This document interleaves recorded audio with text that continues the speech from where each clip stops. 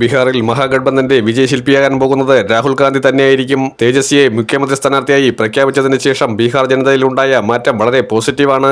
ഹരിയാനയിലേതുപോലെയോ മഹാരാഷ്ട്രയിലേതുപോലെയോ വലിയ രീതിയിലുള്ള ഇലക്ഷൻ അട്ടിമറി നടന്നില്ല എങ്കിൽ ബീഹാറിൽ ഈസി വാക്കോറായിരിക്കും RJDക്ക് ഉണ്ടാകാൻ പോകുന്നത്. കേവല ഭൂരിപക്ഷവും താണ്ടി ഒരുപക്ഷെ RJD ഒറ്റയ്ക്ക് ഭൂരിപക്ഷത്തിലേക്ക് എത്തുവാനുള്ള സാധ്യത വരെ മുന്നിലുണ്ട്. മത്സരിക്കുന്ന സീറ്റുകളിലെല്ലാം വിജയസാധ്യതയുണ്ട് എന്ന ഗ്രൗണ്ട് റിപ്പോർട്ട് വരുമ്പോൾ JDU പരുങ്ങലിലാണ്.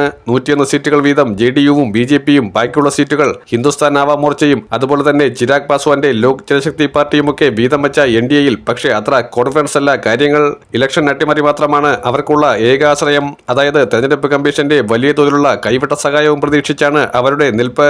എന്നാൽ ഇപ്പോൾ ഏതാനും ഇലക്ട്രോണിക് വോട്ടിംഗ് മെഷീനുകൾ തെരഞ്ഞെടുപ്പ് കമ്മീഷൻ വർക്കിംഗ് കണ്ടീഷൻ അല്ല എന്ന് പറഞ്ഞ് തിരിച്ചെടുത്തത് മുതൽ BJPക്കുള്ളിൽ വലിയ ആകുലതയാണ്. തെരഞ്ഞെടുപ്പ് കമ്മീഷന്റെ നടപടികളെല്ലാം BJPക്ക് അനുകൂലമായി കൊണ്ടിരിക്കുന്ന ഒരു കാലഘട്ടമാണിത്.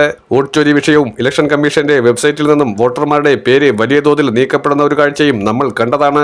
അത് വോട്ടർമാരുടെ മാത്രമല്ല ഇന്ത്യ രാജ്യത്തുള്ള ഓരോ പൗരന്റെയും മനസാക്ഷിയെ പിടിച്ചുകുലുക്കിയ സംഭവ വികാസമാണ്. അത്രയധികം അധപ്പതിച്ചിരിക്കുകയാണ് നമ്മുടെ രാജ്യത്തെ തെരഞ്ഞെടുപ്പ് കമ്മീഷൻ പ്രക്രിയകൾ. തെരഞ്ഞെടുപ്പ് കമ്മീഷൻ സ്ഥാനം അലങ്കരിക്കുന്ന വ്യക്തി അന്തസത്ത നഷ്ടപ്പെടുത്തുകയാണോ? ഓരോ സിവിൽ സർവന്റ് ഇത്രയധികം തരംതാണോ എന്നുള്ള ചോദ്യങ്ങളാണ് കപിൽ സിബൽ അടക്കമുള്ള മുതിർന്ന അഭിഭാഷകർ സുപ്രീം കോടതിയിൽ തെരഞ്ഞെടുപ്പ് കമ്മീഷനെതിരായുള്ള ഹർജിയിൽ വളരെ വ്യക്തമായി ചോദിച്ചിരിക്കുന്നത്.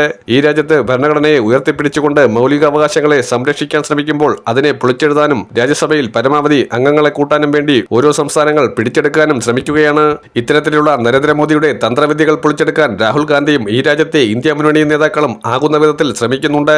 പക്ഷേ മസിൽ പവറും മണി പവറും ഉപയോഗിച്ച് അടിച്ചമർത്തുകയാണ് BJP. ഈ രാജ്യത്തിന്റെ സമ്പദ് വ്യവസ്ഥയെ ഒരറ്റത്തു നിന്നും നിർമ്മല സീതാരാമനെ പോലെ ഒരു കഴിവുമില്ലാത്ത വ്യക്തി പൊതുമേഖലാ സ്ഥാപനങ്ങൾ മുഴുവൻ വിറ്റഴിക്കാൻ ശ്രമിക്കുമ്പോൾ നരേന്ദ്രമോദിയാകട്ടെ ഭരണഘടനയെ തന്നെ അട്ടിമറിക്കാൻ വേണ്ടിയുള്ള ശ്രമമാണ് നടത്തുന്നത്. ഇവിടെയാണ് ബീഹാർ ഒരു പ്രതീക്ഷയായി മാറുന്നത്.